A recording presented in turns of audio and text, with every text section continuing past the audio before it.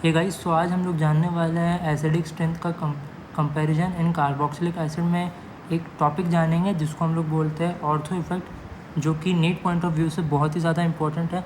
इससे क्वेश्चन आते हैं और लास्ट फ्यू ईयर्स में इससे क्वेश्चन आते ही हैं। तो ऑर्थो इफेक्ट को हम लोग शॉर्ट फॉर्म में बोलते हैं SIR, जिसका फुल फॉर्म होता है स्टेरिक इनहिबिशन इन रेजोनेंस। अब ये स्टेरिक इनहिबिशन रेजोनेंस का मतलब ये होता है कि बल्कि ग्रुप के वजह से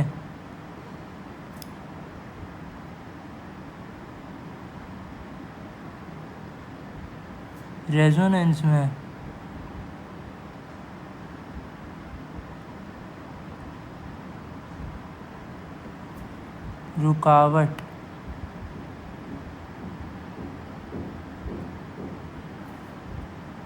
रुकावट आना। तो इसमें इसकी जो मैकेनिज़्म होते हैं वो देख लेते हैं कि आखिर क्या होता है, किस वजह से मतलब जो प्रोडक्ट होता है वो ज़्यादा स्टेबल हो जाता है। और इसमें ये बात बहुत ज़्यादा इम्पॉर्टेंट है कि भले ही जो तुम्हारा ग्रुप हो वो +M हो -M हो, उससे फ़र्क बिल्कुल नहीं पड़ेगा। बस अगर वो ऑर्थो पे है और वो बल्कि ग्रुप है तो तुम्हारा ऑर्थो इफेक्ट एप्लीकेबल हो जाएगा और जो उसका एसिडिक स्ट्रेंथ होगा वो सबसे ज़्यादा हो जाएगी। तो उसकी मैकेनिज़्म देख लेते हैं। ये यहाँ है कार्बोक्सिलिक एसिड,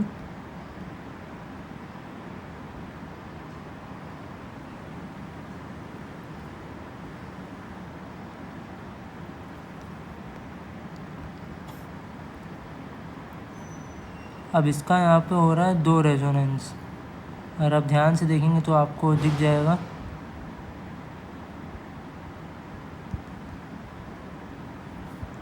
पहला जो रेजोनेंस हो रहा है वो तो ये वाला हो रहा है,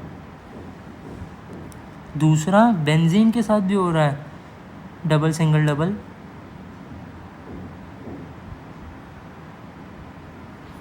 तो इसके वजह से क्योंकि यहाँ पे ये बेंजीन का जो ये डबल बॉन्ड है वो भी इन्वॉल्व हो रहा है यहाँ पे रेजोनेंस में, इसलिए जो प्रोडक्ट होगा वो लेस स्टेबल हो जाएगा।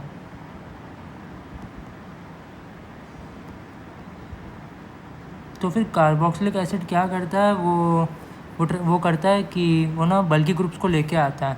अब बल्कि ग्रुप को हम लोग G से डिनोट करने वाला है।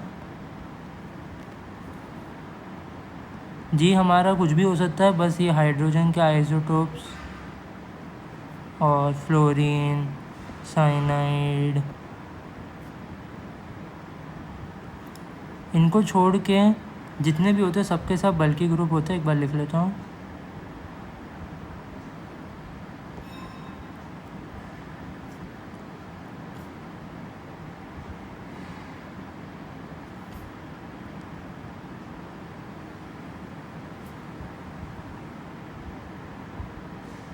ये बात बहुत इम्पोर्टेंट होता है, जब भी क्वेश्चन सॉल्व करते हैं तो ये हेल्प कर देता है।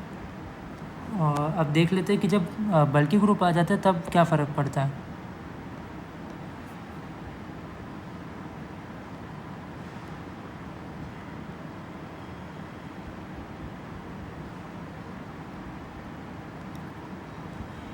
ये यहाँ बना लिया और यहाँ पे एक बल्कि ग्रुप लगा देते हैं।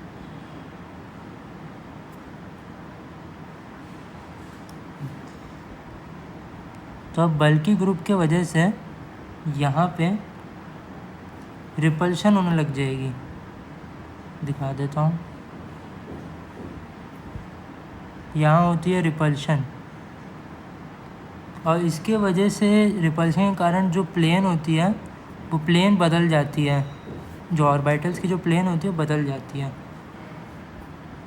यहाँ पे बना के दिखा देता हूँ मैं, ताकि क्लियर इमेज हो जाए आप लोग के दिमाग में।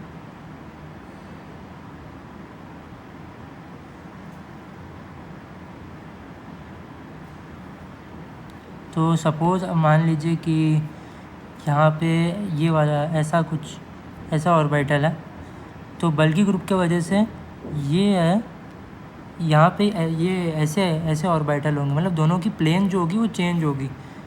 प्लेन सेम नहीं होगी,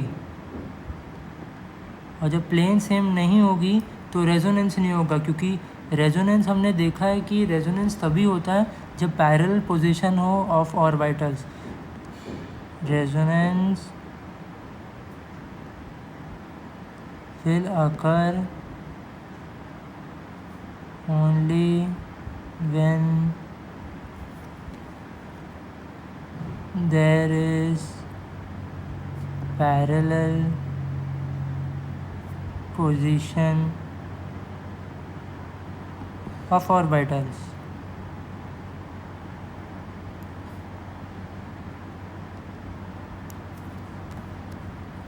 तो इसके वजह से यहाँ पे ये जो बेंजीन के साथ जो रेजोनेंस हो रहा था वो नहीं होगा, ये अब नहीं होगा, बेंजीन के साथ रेजोनेंस नहीं होगा, और ये जो दूसरा हमारा ऑक्सीजन के साथ जो ये वाला जो रेजोनेंस हो रहा है, जो मैं ब्लू एरो से डिनोट कर रहा हूँ, वो होगा। और यहाँ पे इसीलिए ये जो प्रोडक्ट होता है ये स्टेबल होता है, ये मोर स्टेबल होगा।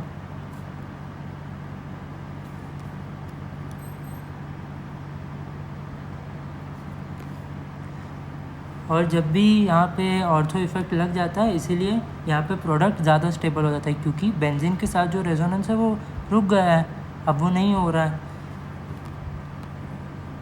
और अगर आपको ये कॉन्सेप्ट अभी ये समझ आ रहा है तो आप इसमें अब इसके ये जो क्वेश्चंस होते हैं वो आप अपने मॉड्यूल से लगा सकते हैं, क्योंकि नीट में से पिछले साल से आए हैं क्वेश्चन। अगर आपको प्लस एम और माइनस एम के बारे में जानना है कि आखिर ये फिर क्या होता है, इसके कौन से ग्रुप होते हैं, तो आप नीचे कमेंट कर सकते हैं। और अगर इस वीडियो से भी कुछ चीज़ें अगर ऑर्थो इफेक्ट के बारे में नहीं समझ आती है तो कमेंट कर सकते हैं, ताकि मैं और एक वीडियो बनाऊं या फिर उसी में आपको समझा दूं कमेंट्स में ही।